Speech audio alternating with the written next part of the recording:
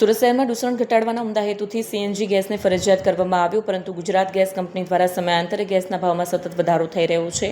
અગાઉ ₹74 હતો તે ભાવ હવે 83 થઈ ગયો છે, પણ આ વધારાનું કોઈ કારણ કે આગામી વધારાની કોઈ માહિતી આપવામાં નથી આવી. આ ઉપરાંત ટ્રાફિક અધિકારીઓ દ્વારા નવા કાયદા બતાવી મોટી રકમ વસૂલવામાં આવે છે, જે રિક્ષાની દૈનિક આવક કરતાં પણ વધી જાય છે. આ પરિસ્થિતિમાં રિક્ષા ચાલકો માટે પોતાના પરિવારનું ગુજરાન ચલાવવું અત્યંત મુશ્કેલ બની ગયું છે. સાર્વજનિક રિક્ષા એકતા યુનિયનના પ્રમુખ મલખાનસિંહ વર્માએ આ વાસ્તવિકતાને ધ્યાનમાં રાખી ભાડા વધારાની માંગણી કરી છે. અમે આ દર્દભરી અપીલને ગંભીરતાથી લઈને વહેલામાં વહેલી તકે રિક્ષા ભાડામાં યોગ્ય વધારો કરવો અને ટ્રાફિક દંડના બોજમાં રાહત આપવા વિનંતી કરી છે. मेरा नाम मलखान सिंह वर्मा है। मैं सार्वजनिक रिक्शा यूनियन का प्रेसिडेंट हूँ।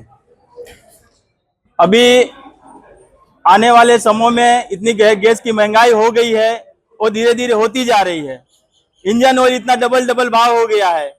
खाने पीने की वस्तु महंगी हो रही है, हर चीज महंगी हो रही है, दवा गोली सब महंगा हो रहा है। लेकिन यहाँ रिक्शे का भाड़ा 10 साल से जो चल रहा है वही आज भी चल रहा है।